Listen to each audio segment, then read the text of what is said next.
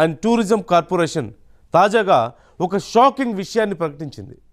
లక్షలాది మంది ప్రయాణికులు ప్రతిరోజు ఎదుర్కొనే టికెట్ బుకింగ్ సమస్య వెనుక ఒక రహస్యాన్ని తాజాగా బయటపెట్టింది. ప్రధానంగా పండగ సీజన్లో రైల్వే టికెట్లు కొన్ని సెకండ్లోనే సేల్ అవుతుంటాయి. దీంతో అనేక మంది ప్రయాణికులు తీవ్ర అసంతృప్తికి లోనవుతుంటారు. కానీ అలా టికెట్లు త్వరగా అయిపోవడం వెనుక ఒక భారీ స్కామ్ ఉందని తాజాగా అది వెలుగులోకి వచ్చిందంటూ తెలుస్తోంది. ఇంతకీ ఆ స్కామ్ ఏంటో మీరు చూడండి.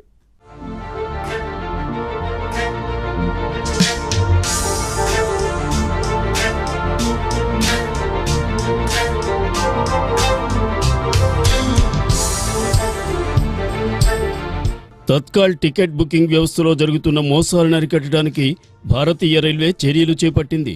అందులో భాగంగా 2.5 కోట్ల నకిలీ యూజర్ ఐడీలను డీయాక్టివేట్ చేసింది. ఈ మోసాల వెనుక ఉన్న కారణాలను గుర్తించి చర్యలు చేపట్టింది. అనేక ఏజెంట్లు, మోసగాళ్లు నకిలీ ఈమెయిల్ ఐడీలతో ఐఆర్సీటీసీ వెబ్సైట్లో లక్షలాది నకిలీ అకౌంట్లు ఓపెన్ చేశారు. వీటి ద్వారా తత్కాల్ టికెట్లు అందుబాటులోకి రాగానే కొన్ని సెకండ్లలోనే వాటిని బుక్ చేసి బ్లాక్ మార్కెట్లో అధిక ధరలకు విక్రయిస్తున్నారు.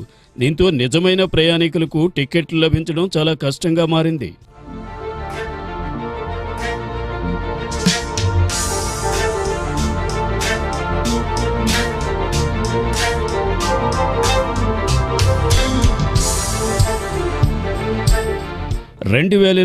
జనవరి నుంచి మే మధ్య కాలంలో తత్కాల్ బుకింగ్ విండో ఓపెన్ అయిన 5 నిమిషాల్లోనే 2.9 లక్షల అనుమానాస్పద పిఎన్ఆర్లను ఐఆర్సీటీసీ గుర్తించింది.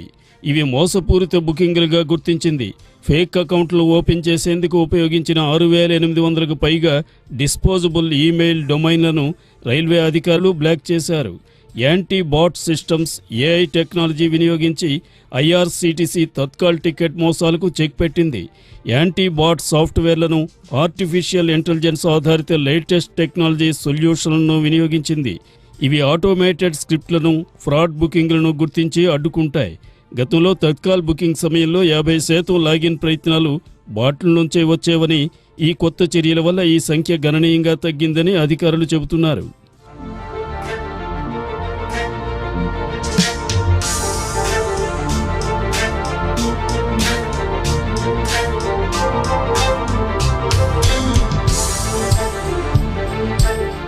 తత్కాల్ టికెట్ల బుకింగ్కు ఆధార్ ప్రామాణీకరణ తప్పనిసరి చేసింది.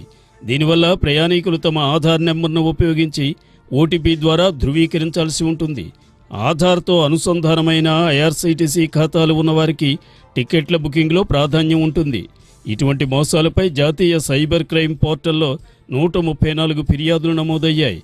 ఈ చర్యల వల్ల తత్కాల్ టికెట్ల బుకింగ్ విజయవంతమయ్యే నిష్పత్తి అక్టోబర్ 24 నుంచి మే 25 మధ్య 43.1% నుండి 62.2% పెరిగిందని ఐఆర్సీటీసీ అధికారులు తెలిపారు.